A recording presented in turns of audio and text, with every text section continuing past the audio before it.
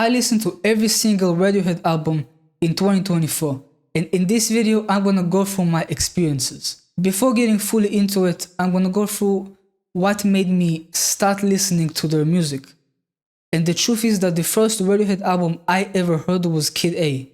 And the reason I even heard it for the first time was because of a Hive Mind video where they made a bracket talking about some of the best albums of all time, and Kid A was brought up.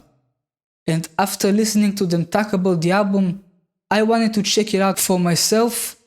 And once I did, I just felt like I had to listen to Radiohead's entire discography, which led me to the first album, Pablo Honey, Radiohead's first album released in 1993.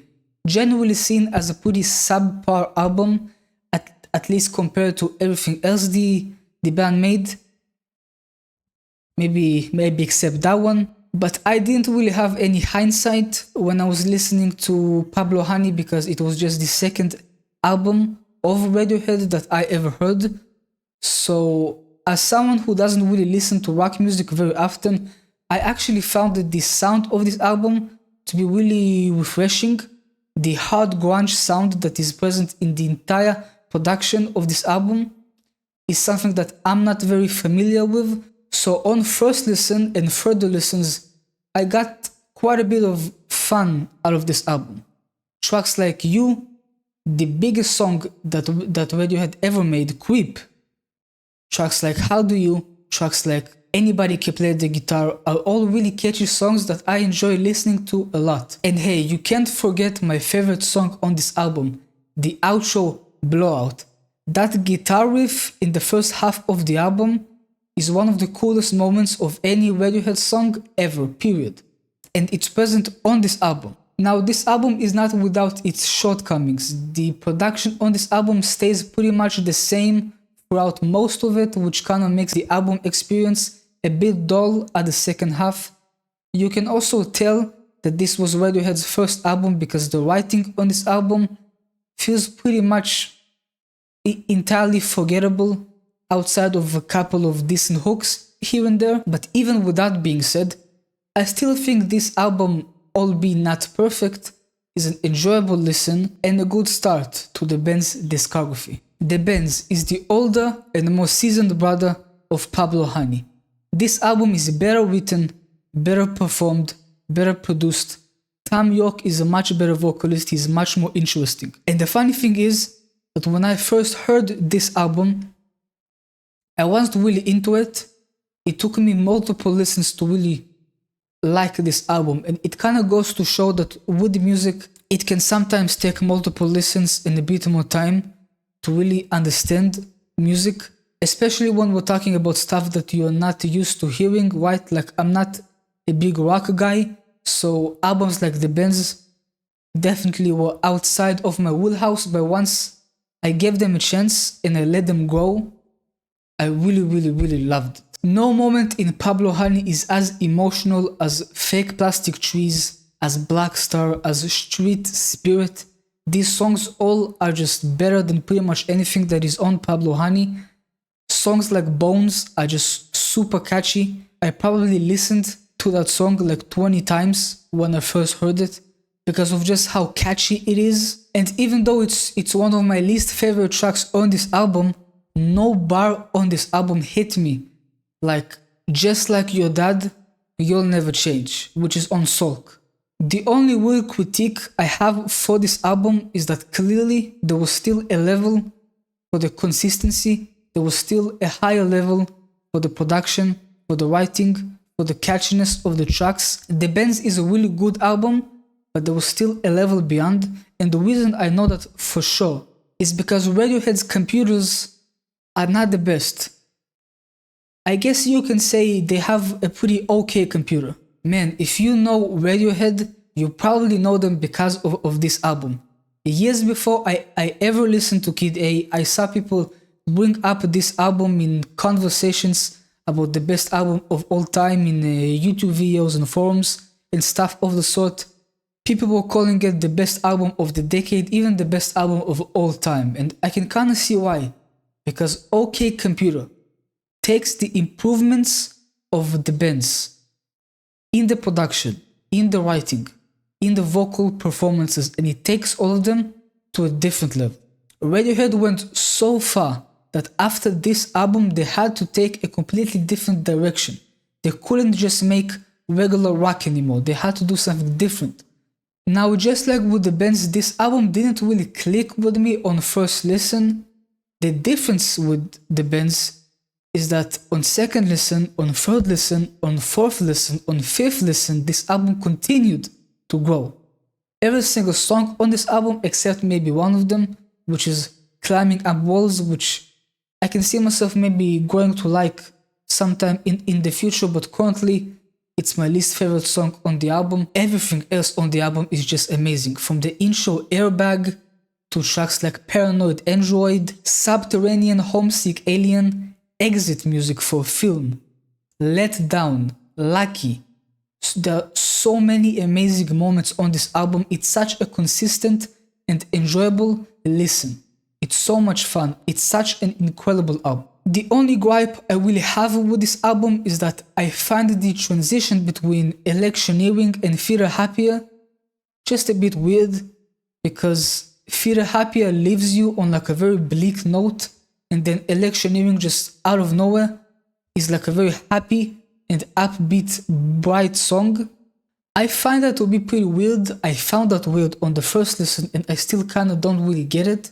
But I mean, the songs are all good and it's a pretty small issue in the grand scheme of things. Alright, after making OK Computer, as I said before, Radiohead had to take a different approach because they reached the peak of rock. They didn't really want to just make another OK Computer or another The Bends. They kind of been there, done that, and they had enough.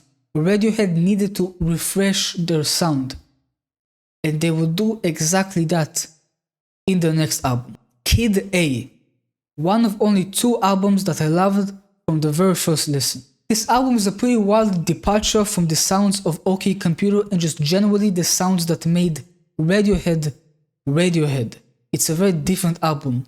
It's an electronic album, it's an ambient album. It embraces ambience in a way that no other album before it embraced. This album directly influenced everything else that Radiohead would come up with from this point on. It was a left turn, something completely different. It was the first Radiohead album I ever heard. And as a big lover of ambient music, you know, the Minecraft soundtrack, tracks from the Undertale soundtrack. I am a very big fan of ambient music and I kinda wanna check out Aphex Twin in the future because I heard good things about him. I just loved this album from the very first listen. Except Three Fingers, which I feel like is a bit too long. I think this album is just perfect. From the very first track, the intro, everything in its right place, all the way to the outro, motion, picture, soundtrack. This album is filled with incredible songs. Optimistic, Kid A, How to Disappear Completely, Morning Bell. The list just goes on and on and on. The quality level on this album is amazing. This album is similarly consistent as OK Computer, but it's very, very different. Not just in the production, but in the lyricism as well. The lyrics on this album are much more distant, much more abstract. It's not nearly as in your face as OK Computer is, but I find it to be just as powerful, just as emotional, and just as incredible. I prefer this album to OK Computer, which says a lot because that album is just amazing. If Three Fingers was half the length it actually is, this album would have been a completely perfect experience, start to finish. Now, what if you take Kid A and you make it even more abstract? You make it even more weird. You go even more left. You get Amnesiac. Recorded at the same sessions as Kid A, Amnesiac is seen by many as Kid A's twisted and weird evil brother. And to be perfectly honest, on first listen I really did not like this album. Amnesiac doesn't offer the consistent track-to-track experience that Kid A offers. And I personally find this album to be just less entertaining in general.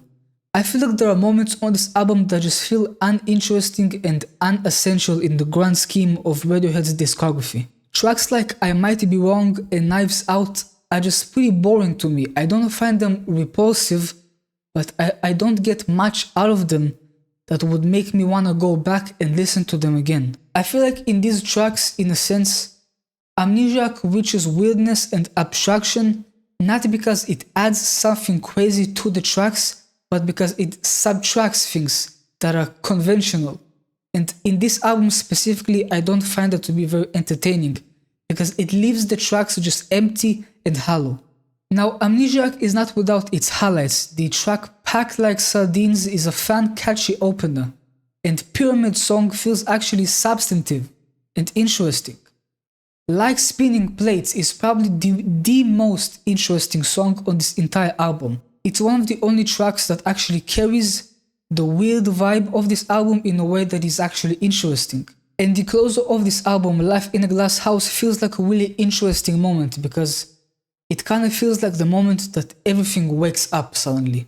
You know, the album gets out of its alien and really cold environment and gives you at least some warmth at the very end of the album. Overall, I don't really like Amnesiac all that much. I find Kid A to be the much more entertaining album, but this album absolutely has moments within it that are interesting and that are pretty thought-provoking. Hail to the Thief. In this album, Radiohead went back to what made them traditionally Radiohead. This album is much more bright and rock-centric than Kid A or Amnesiac, but it's done from kind of a different lens, because after those two albums, Radiohead would never be the same.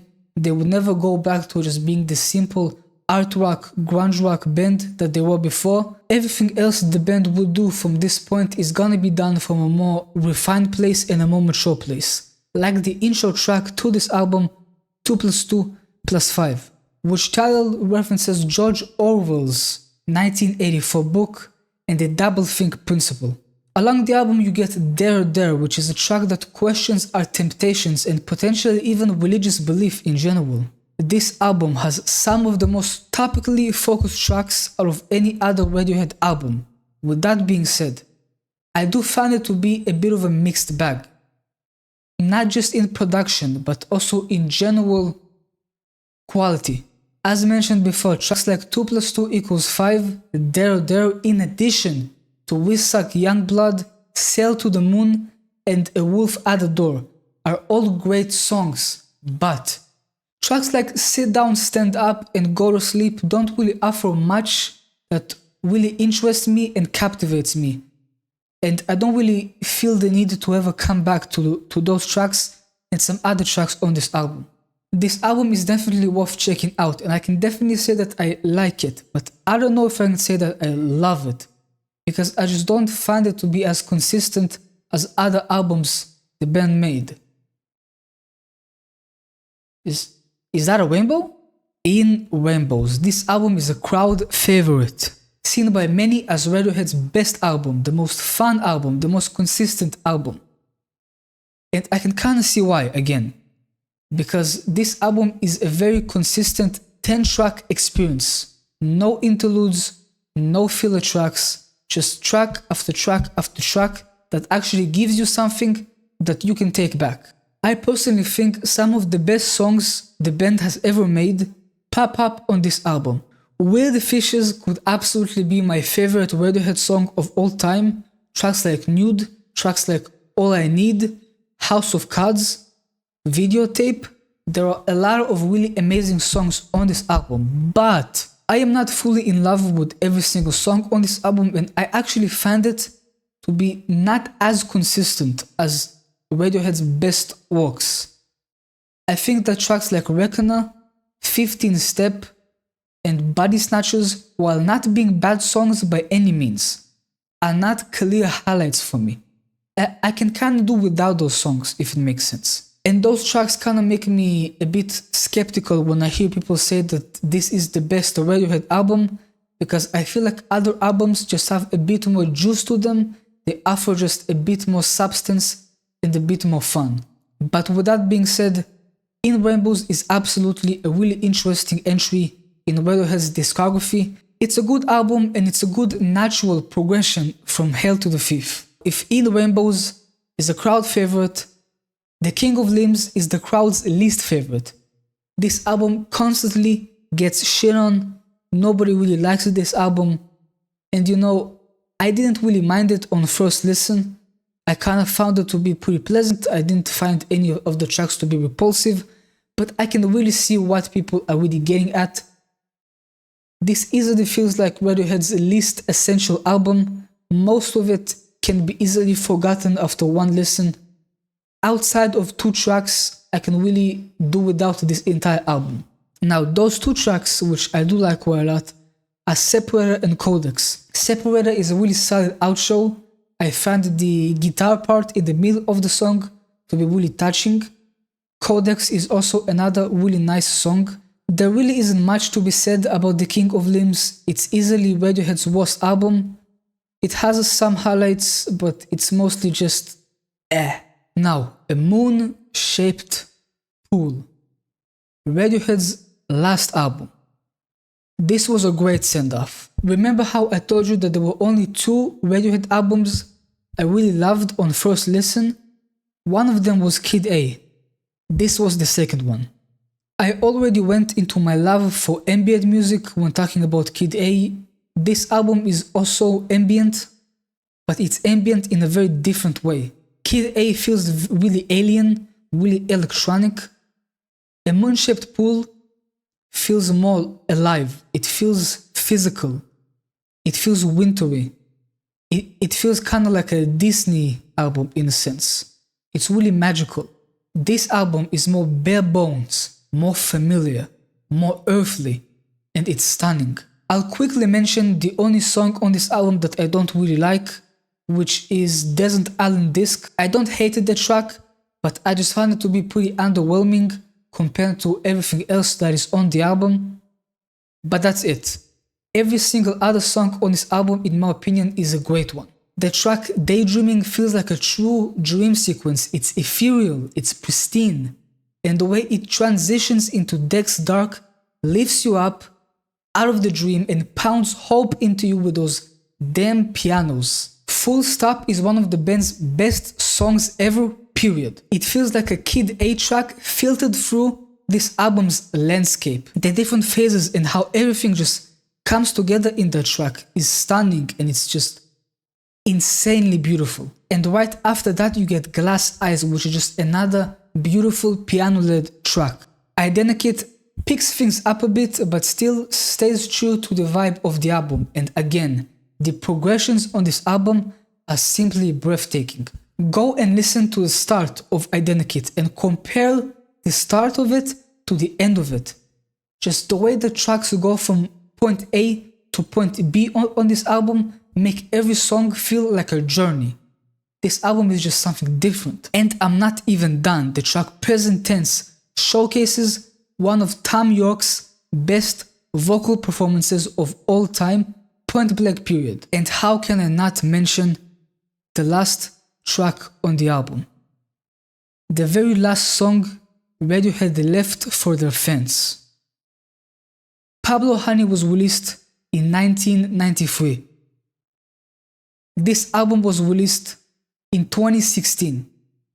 Radiohead's 23 years of music, all culminated in the track True Love Waltz.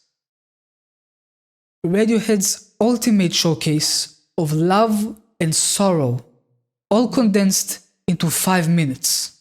Yeah, I think that's a good place to transition to this video's conclusion. This Radiohead journey was a lot of fun. Every album they made is unique and covers many different bases.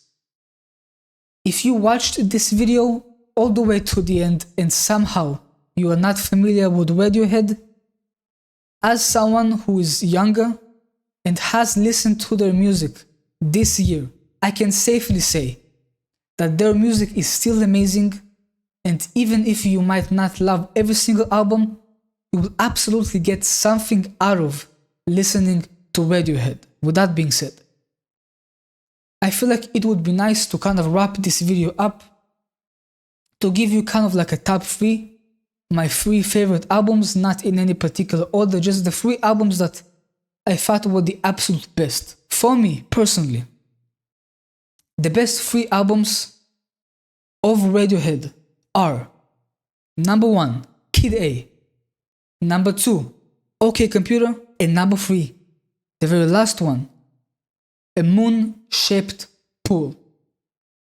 Thank you so much for watching. I've been Orange. Peace out.